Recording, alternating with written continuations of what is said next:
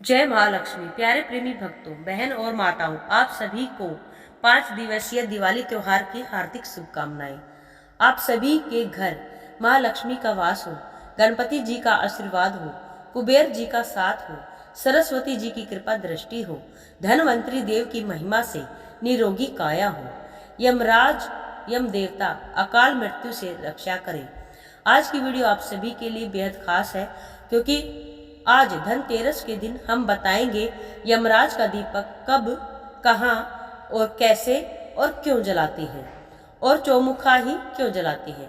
दिए में क्या डालें जो अकाल मृत्यु के भय से रक्षा करे। इसकी बिल्कुल भी ना करें। आज की वीडियो बेहद ज्ञानवर्धक है और आप सभी के लिए बेहद खास है। प्यारे भक्तों, शिव कृपा भक्ति भजन चैनल पर आप सभी का स्वागत है। इस चैनल से जुड़ जाएं, इस चैनल के सदस्य बने, सब्सक्राइब जरूर कर लें। धनतेरस के दिन यम देवता का पूजन किया जाता है। मान्यता है कि इस दिन यम देवता का पूजन करने से यम देवता हमें अकाल मृत्यु के भय से बचाते हैं। इसीलिए अकाल मृत्यु से बचने के लिए इस दिन यम देवता की पूजा की जाती है। यमराज की पूजा हमेशा रात्रि को की जाती है। रात को यम देवता की पूजा में चौमुखा दिया जलाया जाता है, लेकिन यमदीप जलाने से पहले आपको कुछ जानकारी होनी जरूर चाहिए। यमदीप जलाते समय घर का पुराना दिया ही इस्तेमाल करें। अगर कोई पुराना दिया नहीं है तो उसका भी समाधान है। आप आटे से दिया बना लें और 4 बाती लगाई जाती है। आप लंबी 2 बाती बनाएं और उसको चारों कोनों में निकाल दें और उसे लगाएं। और एक बात का ध्यान रखें कि इसे देसी घी में नहीं जलाया जाता है। इसमें सरसों का तेल या तिल का तेल ही उपयोग करें। कई महिला हमेशा यम दीपक जलाते समय गलती करती हैं। वो क्या गलती करती हैं? यम दीपक हमेशा परिवार के सभी सदस्य घर के अंदर मौजूद हो, तभी यम का दीपक जलाया जाता है। घर से बाहर जाने का कार्य दिया लगाने से पहले ही कर लिया जाता है, क्योंकि दिया लगाने के बाद मेन गेट को उलांघ कर नहीं जाया जाता है। इससे यम देवता क्रोधित होते हैं और आपको अशुभ परिणाम भोगना पड़ता है, क्योंकि यह दिया घर के मुख्य दरवाजे पर लगाया जाता है और इस दिए को आप दक्षिण या दक्षिण पश्चिम दिशा या कोने में लगा सकते हैं। दक्षिण पश्चिम दिशा के कोने में भी लगा सकते हैं। यह दिया आप रात में लगाएं, जब घर के सभी सदस्य खाना भी खा चुके हों, तब यह दिया लगाएं। और दिया लगाने के बाद आपने पलटकर नहीं देखना है। यह दिया लगभग 2 से 3 घंटे तक जलना चाहिए। यम देवता के दीपक जलाने की सही विधि इस प्रकार है। जब आप दिया जलाएं, दिए के नीचे थोड़े काले तिल जरूर डाल दें और दिए में 1 लौंग का जोड़ा भी जरूर डालें। थोड़े तिल भी दीपक में डाल दें और अगले दिन दीपक की सारी सामग्री को सुबह ही विसर्जन कर दें, क्योंकि दिए में जो तेल बच गया है और जो सामान है उसे घर के अंदर नहीं लाया जाता और दिया भी दोबारा इस्तेमाल नहीं किया जाता है और घर के अंदर भी यह सामान नहीं रखा जाता है। अगर आपको दिया इस्तेमाल करना है तो आप उसको धो करके दोबारा इस्तेमाल कर सकते हैं। अगर आटे का बनाते हैं तो आटे को भी बाहर ही, आटे के बने दिए को सामग्री सहित बाहर विसर्जन कर दें। आप ये दीपक लगातार 5 दिन भी जला सकते हैं और 5 दिन नहीं जला सकते तो 3 दिन लगातार धनतेरस से नरक चतुर्दशी और दिवाली तक जरूर लगाएं। अगर आप किराए पर रहते हैं और मेन गेट पर दीपक लगाने में असमर्थ हैं, नहीं लगा सकते हैं, तो आप कमरे का मुख्य दरवाजा है उसके द्वार पर लगा सकते हैं। और अगर घर के बाहर नाली या पानी जाने वाला पाइप है तो वहां भी आप ये दीपक रख सकते हैं। अब जान ले कि चौमुखा क्यों जलाते हैं।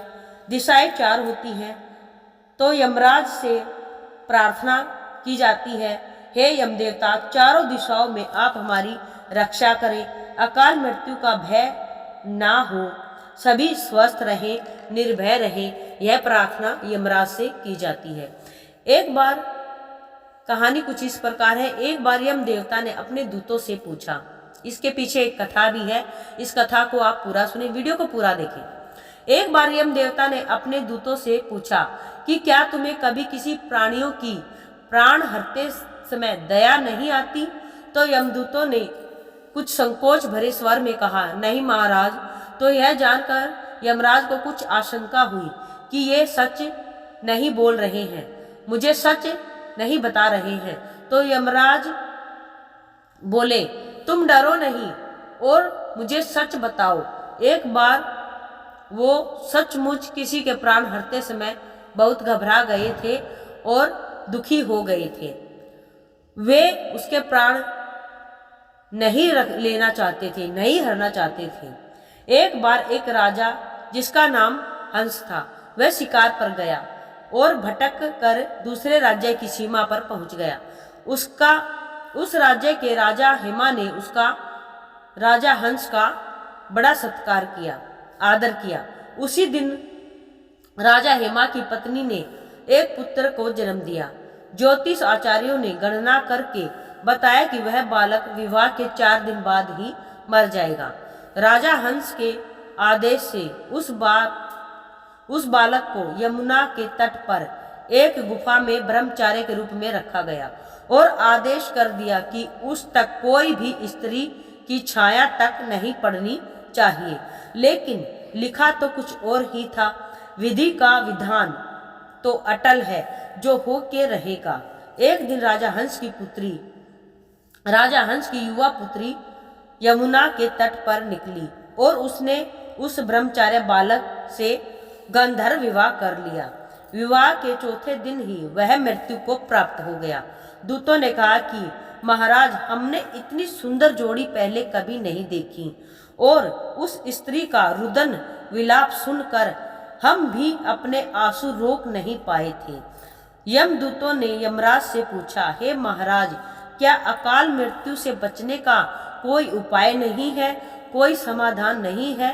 तब यम देवता ने कहा कि धनतेरस के दिन यमदीप का पूजन विधि विधान से करने से अकाल मृत्यु से छुटकारा मिलता है और कभी अकाल मृत्यु की पीड़ा नहीं भोगनी पड़ती। जो भी महिला धनतेरस के दिन धनतेरस की पूजा और यमदीप की पूजा विधि और विधान से करे, वहां कभी अकाल मृत्यु का भय नहीं होता। तभी से यह यमदीप दान की परंपरा शुरू हुई थी।